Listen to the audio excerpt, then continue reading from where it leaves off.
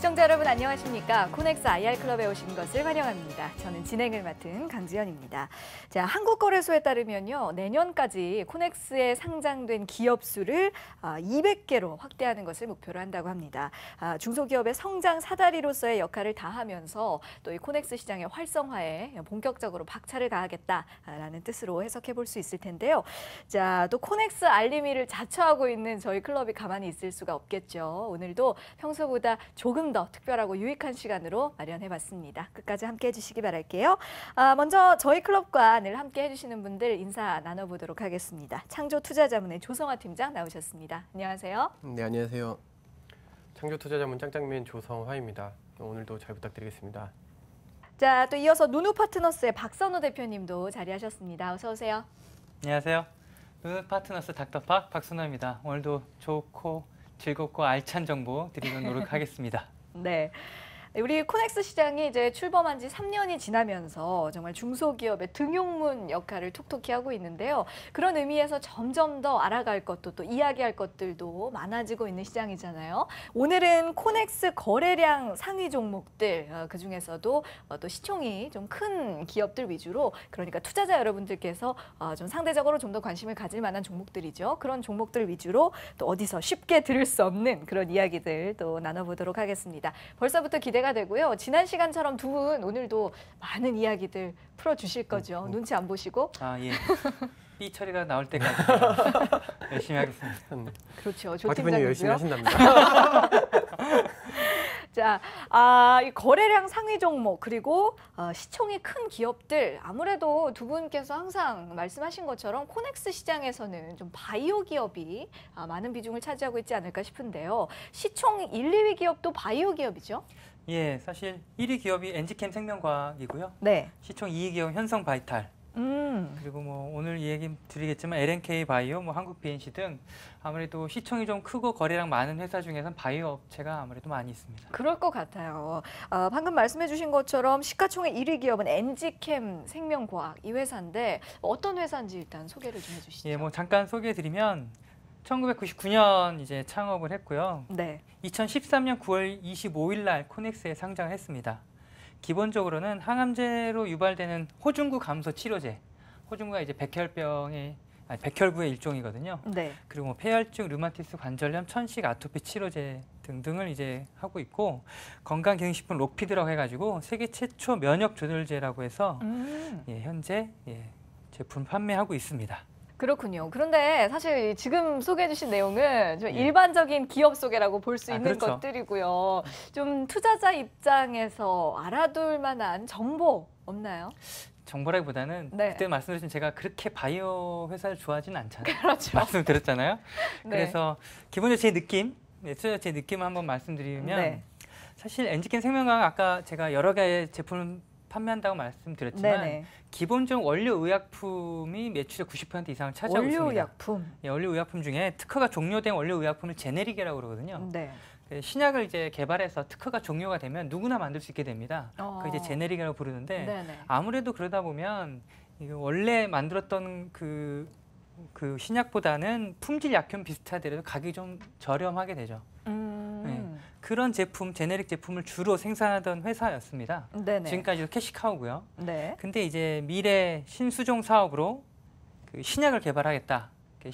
신약 후보 물질로 EC18이라는 호중구 치료제를 내놨는데요. 네네. 이것 때문에 지금 그 엔지캠 생명과학이 작년 초만 해도 10,000원에서 20,000원대 정도의 그 주식 거래량이 그 주식 금액이 네. 그렇게 됐었는데 지금 한 7만 원대 넘어갔다가 좀 떨어져서 5만 원대 돼 있는데요. 시장의 기대감이 큰가 보군요. 그렇죠. 그 기대감이 항상 문제라는 거가 제 입장이잖아요. 아하. 이제 이상 아직 확실히 끝나지도 않았어요. 임상이. 그렇네요. 네, 그리고 원래 하던 것들만 지금 하고 있고 새로운 신약을 발표할 수 있고 만들어 간다. 이걸로 이제 엄청난 거래량을 보이고 있는 거죠. 그래서 제 개인적인 투자자 입장에서는 이제 되면 대박이라는 거죠. 네. 하지만 되지 않으면 현재 그냥 제네릭만 판매하는 그 정도 수준에서 네. 기업 가치를 평가할 수 있다. 정도가 제가 갖고 있는 엔지캠 생명과학에 대한 생각입니다. 네. 그러니까 뭐 면역 조절을 통해서 난치병을 예방하고 치료 솔루션을 개발하려는 사명을 갖고 있다. 라고 이제 회사 측에서 얘기를 하고 있고, 네. 근데 결국 이제 또 말씀하신 대로 신약 여부에 따라서 양날의 칼이 될 가능성이 커요. 근데 바이오 회사가 가장 큰 장점이자 단점인 게 그런 거거든요. 그러니까 그러니까 엔지캠 생명과학은 매출이 굉장히 큽니다. 뭐 156억 정도 의 매출을 하고 있는데 네. 뭐 적자 폭이 엄청나요. 예. 사실은 당기순이익이 117억. 뭐 신약 개발이나 이렇게 R&D 쪽으로 많이 써서 아마 그렇다라고 이제 얘기를 하는데 네. 보통 다른 바이오들도 상장을 할 때 적자인 기업들이 굉장히 많아요. 네네. 근데 바이오라는 게 사실은 이제 인력이나 뭐 이런 거에 비해서 한번 개발이 되면 이게 이제 폭발적인 매출로 일어나기 때문에 네. 뭐 1,000억, 2,000억이 문제가 아니라 몇 조 산업이 될 수도 있는 부분이기 때문에 그거에 대한 기대감 때문에 투자를 하는 건 사실 맞거든요. 근데 네. 신약이 아직 불투명한 상태에서 나오고 나면 이미 많이 올라갔겠죠. 네네. 하지만 지금은 이게 나오냐 안 나오냐가 굉장히 중요한 시점에서의 투자 판단은 굉장히 중요할 거다라고 생각이 됩니다. 그 우리가 바이오 기업하면 그 또 일반적으로 생각하는 그 바이오 시밀러 이거 비슷한 유사한 개념인가요? 제네릭이? 가는 길이 좀 다를 수 있거든요. 네. 제네릭은 누구나 만들 수 있는 것들을 그냥 갖다 만드는 그냥 일반적인 네. 제조입니다. 예. 근데 바이오 시밀러나 신약이라는 건 정말로 연구 개발을 깊이 들어가야 되거든요. 아, 그 오랜 시간이 걸릴 수도 있고. 그러니까 그래서 기존 약과 비슷한 약이긴 하지만 어쨌든 새로운 연구 개발을 거쳐서 나오는 그렇죠. 그냥 제네릭은 특허가 끝났기 때문에 누구나 그 특허를 보고 다 따라 만들 수 있는 겁니다. 두 분이 말씀해 주신 것처럼 분명히 어떤 기업에 대해서 좀 신중하게 접근을 하고 좀 여러 가지를 객관적으로 현명하게 따져보셔야 할 것이 분명합니다만 어쨌든 그래도 시총 1위 기업이고 또 거래량도 상당히 많은 종목이기 때문에 코넥스 시장에 처음 진입하는 투자자들의 경우에는 조금 좀 안정적이지 않을까라는 생각에 큰 기업에 좀 관심을 많이들 가지실 것 같거든요. 저는 개인적으로 엔지캠 생명과학 대표님이 한번 나오셨으면 아무래도 코넥스 1위 기업인데 저희 프로그램에 한번 나와주셨으면 하는 바람은 있습니다. 네, 바이오는 계속 말씀드리다시피 로또 현상이 되게 커요. 그렇기 때문에 이게 정말 그럼 나중에 이게 정말 됐을 때 신약이 개발됐을 때 엄청난 퍼포먼스를 일으켜서 될 수도 있죠. 근데 만약에 개발이 안 되면 1년이 가고 2년이 가고 3년이 가고 계속 그 자리에 머물 수도 있다라는 그런 리스크가 굉장히 큰 거죠. 그런 관점에서 보면 사실 엔지캠 생명과학은 제네릭으로 캐시카우를 갖고 있기 때문에 그런 면에서 안정적일 수 있다고 볼 수 있어요. 그러니까요. 신약이 안 되더라도. 근데 이것만 가지고 주가를 평가하기에는 현재 주가가 좀 높지 않나라는 게 저의 개인적인 생각이라는 거죠. 그리고 이제 주가는 뭐 또 하나 말씀드리면 바이오가 되게 재밌는 게요. 주가는 어쨌든 수요와 공급에 의해서 주가가 형성이 돼요. 그러니까 회사의 기업 가치보다 수요와 공급에 의해서 주가는 형성됩니다. 이거 어떻게 말씀드리냐면 실질적으로 인기 많은 종목들은 인기가 많아요. 그러면은 주가도 많이 등락폭이 커요. 많이 올랐다, 많이 떨어졌다, 많이 올랐다. 인기가 많으니까요. 근데 인기가 없는 종목들은 아무리 좋아도 그냥 약간 지지부진한 이런 경우가 있습니다. 그래서 바이오 같은 경우에는 로또다라고 말씀을 드린 거에 로또 인기 많거든요. 내가 이 작은 돈을 투자해서 대박을 낼 수 있다. 그런 마음이 여럿 모여서 그러니까 인기가 많아서 좀 몰리는 현상이 있지 않나 이런 생각이 듭니다. 그러니까 어느 정도 좀 현실적인 어떤 기업 가치에 비해서는 주가가 좀 고평가돼 있을 가능성이 높다. 그런데 정말 이 기업이 정말 잘 되고 좋은 약을 개발한다면 그 고평가돼 있는 높은 주가만큼의 기업 가치를 이룩하게 되는 것이지만 또 그런 성과가 그 정도로 이루어지지 않았을 때에는 좀 위험할 수도 있으니 좀 주의를 해보셔야 한다라는 조언을 해주셨습니다. 역시 시총 1위 기업이라 그런지 굉장히 여러 가지 할 말이 좀 많았습니다. 이야기를 나눠봤는데요. 자, 이제는 두 번째로 시가총액이 큰 기업으로 넘어가 보도록 하죠. 현성바이탈 이 회사입니다. 어떤 회사인가요? 현성바이탈은 사실 제가 그 이전 상장 준비하고 있다고 해서 소개 한번 해드렸습니다. 2006년 창업을 했고요. 그 올해 7월 15일 날 상장 예비 심사 청구를 했습니다. 코넥스에는 2015년에 4월 3일 날 들어왔는데 이제 예비 심사 청구를 해서 올해 10월에 코스닥으로 이전 상장을 준비하고 있는 회사고요. 기본적으로는 천연 비타민 요법 건강 기능식품만 하는 회사입니다. 그래서 사실 뭐 합성 비타민이 몸에 나쁘다는 얘기 되게 많잖아요. 그래서 신지훈 대표는 기본적으로 정말 천연 식품을 통해서 몸의 균형을 맞춘다라는 모토를 갖고 있어요. 그래서 모든 제품들이 정말 천연 추출물로 만들어내겠다 했고 지난번에 잠깐 말씀드렸는데 작년에 이 수소수기 가정에서 이제 수소 함유된 물을 만들어 먹는 그 컨셉으로 해서 수소수기가 나왔고 이게 매출에 작년부터 해가지고 상당히 많은 부분을 차지하고 있습니다. 올해는 아마 전체 매출의 30% 정도를 수소수기가 차지할 거라고 보고 있거든요. 네. 아직은 대부분 내수고요.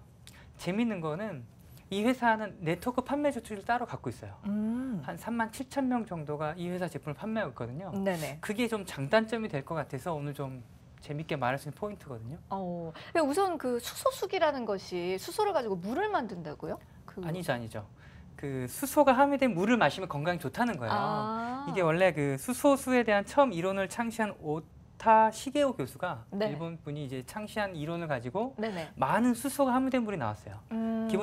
기본적으로 우리 몸에 활성산소가 생기면 건강에 나쁘다는 얘기 많이 들으셨잖아요. 네네.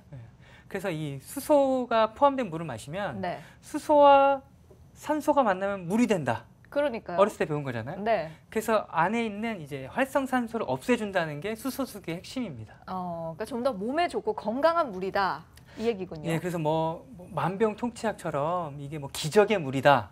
이렇게 예전부터 방송이 되면서 사실 일본에서는 우리나라보다 앞서서 수소수기가 상당히 인기가 있었어요. 네네. 근데 제가 그 화학공학 쪽 출신이다 보니까 전공자시죠. 공부하다 보니까 조금 이제 좀 이상하다는 느낌이 들어서 공부를 했는데 오타 시게오 교수도 수소수 이론을 창시한 이 교수님도 자신의 블로그에 낸 글이 있더라고요. 용기에 담긴 수소수를 일본에서 많이 판매했는데 자기가 알아보니까 정말 수소가 담긴 제품이 없더라. 일본에서. 네. 그 두 번째는 만약 수소가 담겨 있다 하더라도 수소는 많은 기체 중에서 가장 가볍거든요. 따자마자 탄산이 날아가는 것처럼 수소가 날아갈 거라는 거죠.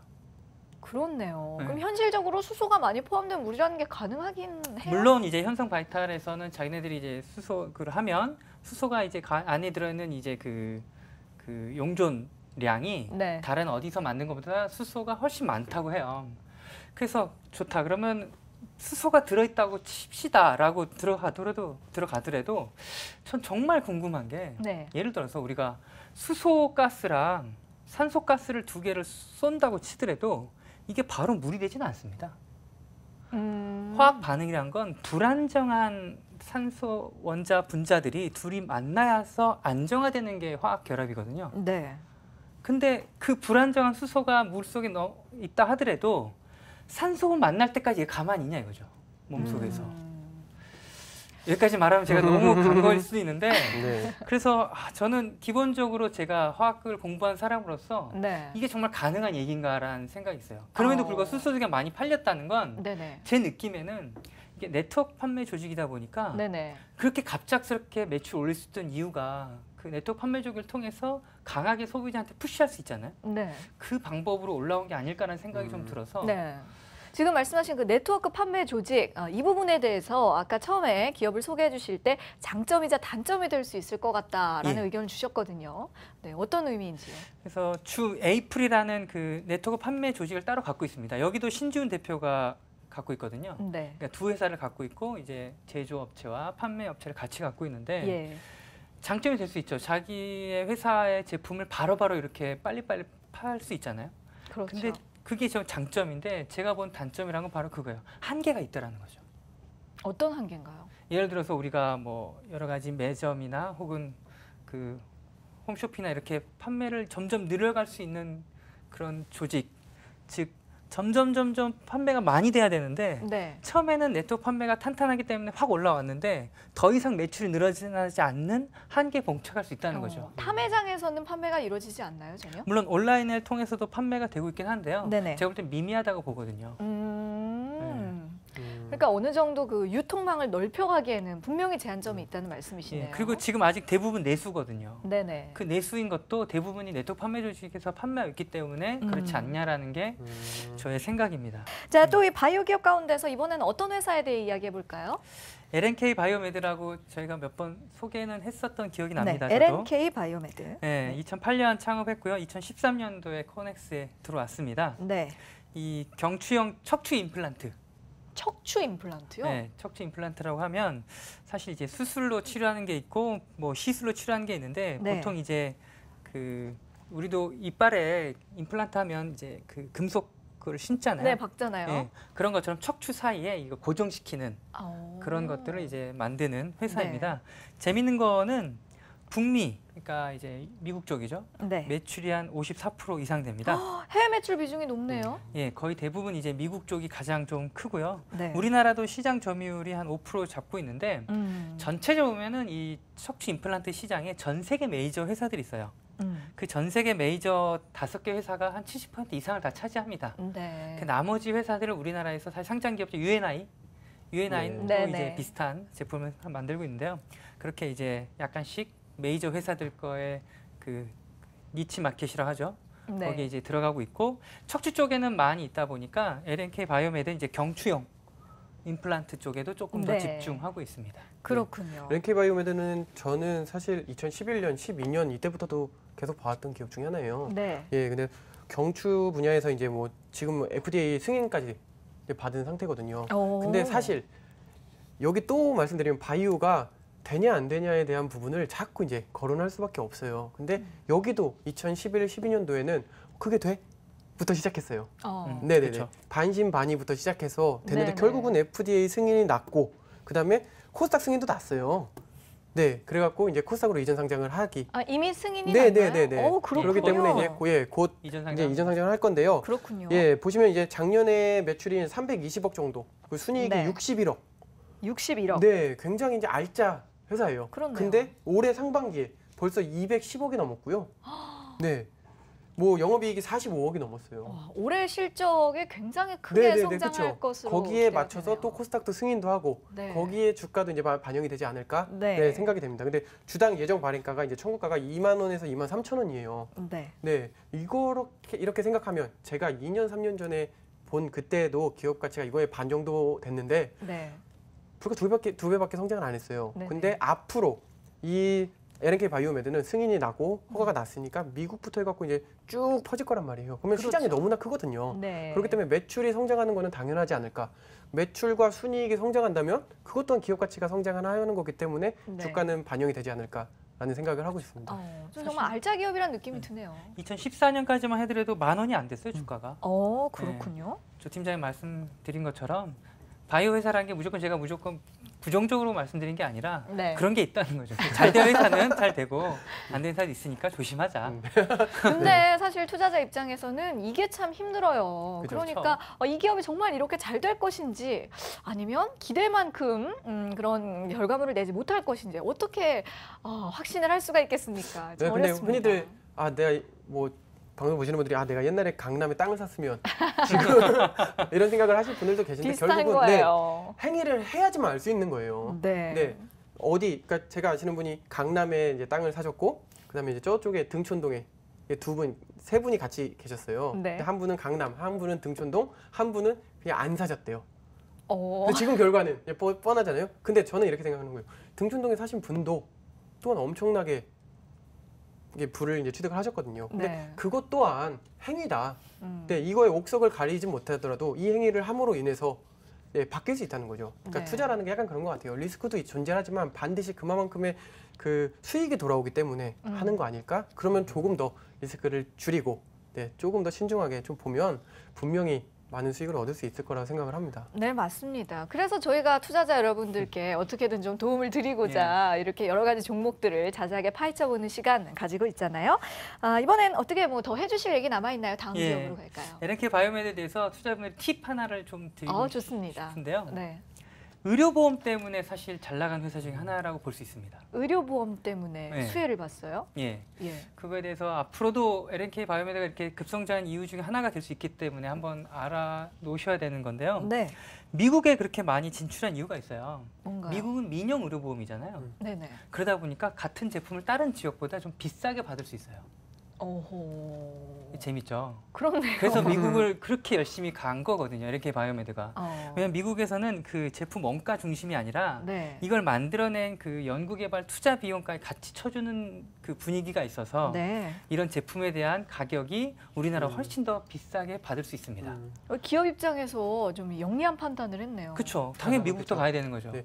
아까 전에 반대로 UNI 말씀하셨는데 상장 기업 중에 UNI라는 회사가 있어요. 근데 네. 완전 똑같지는 않지만 UNI 같은 경우에는 지금 FDA 승인을 받기 위해서 지금 고군분투를 하고 있는데 네. 여긴 반대로 미국에서 받았단 말이에요. 그러니까 뭐 다수의 네트워크, 뭐 메디컬 센터나 이런 데에서 이제 이미 받은 데에서 활용하기는 한 발 빠른 이 한 발이 엄청난 효과를 이룰 수 있어요. 그렇죠? 그 차이가 엄청날 거다라는 거죠.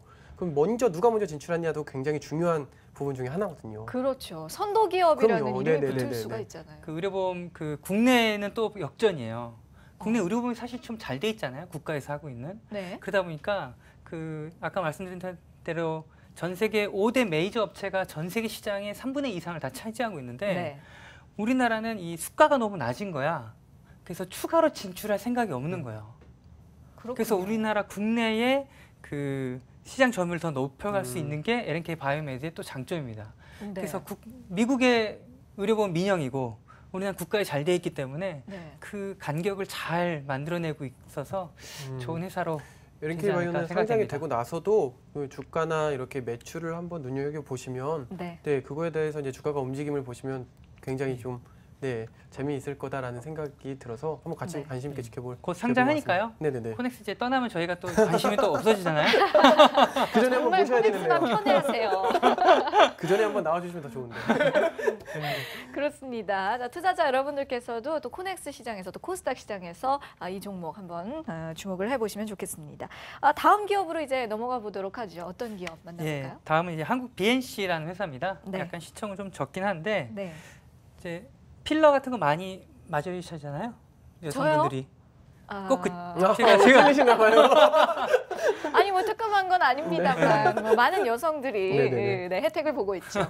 예, 국산 1세대 필러입니다. 그 기업 1세대 만든- 필러요. 예, 큐젤이라고 해서 네. 예, 의료용 생체재료 이제 기본적으로 만든 회사고 2007년에 창업해서 2017년 1분기에 지금 이전 상장을 계획하고 있어요. 내년에 코넥스에서 네네. 이제 코스닥으로. 네. 그래서 잘 성장해 왔고 작년만 매출이 한 106억에서 이익이 한 15억 정도 났거든요. 예. 그래서 필러뿐만 아니라 뭐 국소 마취제, 그리고 유착 방지제라고 상처 났을 때 피부랑 이 막이 서로 달라붙지 않도록 네. 예, 그런 유착 방지제, 뭐 콜라겐 스펀지 같은 것들을 예, 생산 판매하는 예, 회사입니다.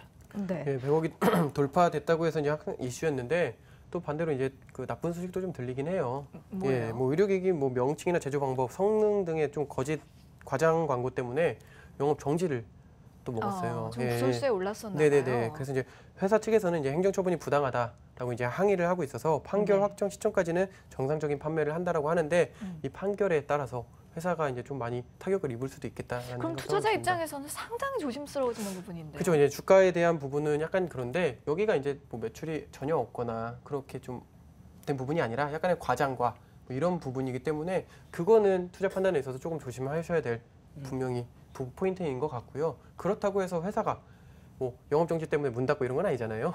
네. 네네네. 더 나아가려고 하는 거기 때문에 네. 이 회사 측 입장은 그렇더라고요. 그 판매 잠깐 정지됐던 제품은 전체 매출에 아주 극소이기 때문에 예, 큰 뭐 그런 그 매출 전체에 대한 하락이 나는 건 없을 예정이다. 네. 그리고 그 제품 말고 그거에 대한 업그레이드된 제품이 나왔기 때문에 문제 없다. 네. 이렇게 근데 이제 이것 때문에 말씀하시더라고요. 반대로 이제 뭐 강렬 아나운서님이 말씀하신 대로 영향이 있겠네라는 말씀하셨잖아요. 매출의 타격이 크지 않은데도 불구하고 네. 이런 이슈가 터지면 굉장히 또 반대로 주가의 타격은 또 입어요. 투심이 위축이 되거든요. 그럼요. 네네네. 이슈에 따라서. 그렇죠. 그러니까 회사 입장에서는 이런 게 굉장히 좀 신중해야 될 필요고 그러니까 회사가 반대로 말하면 이런 것까지도 신경을 다 써야 된다는 거죠. 그러니까 상장한 기업들이 뭐 굉장히 지금 많다라고 생각을 하겠지만 그 기업들을 보면 내면적으로 외면적으로 표면적으로도 굉장히 다 신경을 쓰고 나가고 굉장히 할 일들도 많다. 괜히 상장하는 건 아니다. 네, 라고 보시면 됩니다. 네, 그렇군요. 자, 이 기업에 대해서 또 마지막으로 덧붙여주고 싶은 말씀 있으신가요? 사실 저는 이 회사를 필러 업체이기 때문에 네. 1세대 필러를 만들었다고 하지만 사실은 우리나라 필러에서 가장 큰 회사 이제 LG 생명과학이 있고 네네. 아예 필러만 전문하는 회사는 휴메딕스라고 있습니다. 필러만 주력하고 있고 시총이 한 4,600억 정도 되는 회사거든요. 네. 이 회사랑 항상 비교해서 봐야 됩니다. 근데 문제는 이 회사 한국 BNC는 이제 필러를 내년 늦어도 뭐 내후년까지는 중국의 이제 CFDA를 받아서 중국에 진출하겠다라고 네. 하고 있는데 이 휴메딕스도 CFDA 받는데 한 3년 이상 걸렸거든요. 이 회사가 사실 우리가 주가를 볼 때 CFD 승인을 받고 필러를 이제 그쪽에 중국 쪽에 얼마나 매출을 일으키냐가 저는 키포인트라고 봐요. 네. 그래서 이 회사를 관심 있게 보시는 분들은 CFD 승인이 언제 나는가 네. 그걸 좀 지켜보시는 게 좋을 것 같습니다. 중국 시장 공략의 향방이 좋은 예. 열쇠가 될 것이다 예. 라는 조언을 주셨습니다. 자, 이렇게 오늘은 코넥스 시장의 거래량 상위 종목들 이모저모를 파헤쳐보고 있는데요. 아무래도 시총에서 큰 비중을 차지할 수밖에 없는 바이오 기업 위주로 오늘 이 시간에 이야기해봤습니다. 엔지캠 생명과학, 현성바이탈, 또 LNK 바이오메드, 한국 BNC까지 투자자 여러분들께서 이 코넥스에서 관심을 많이 가지실 만한 그런 종목들로 이 시간 꾸려봤고요. 그렇다고 해서 또 우리가 바이오에만 치중할 수는 없지 않습니까? 그쵸. 다음 그쵸. 시간에는 또 다른 분야에 대해서 이야기 나눠볼 겁니다. 이 부분에도 투자자 여러분들 관심 많으시죠? 이 핀테크 관련된 분야라던가 또 제조업체들, 또 다양한 회사들에 관해서 저희가 쉽게 들을 수 없는 이야기들 네, 풀어드리도록 하겠습니다. 자, 오늘 준비한 내용은 여기까지고요. 다음 시간에 이어가도록 하죠.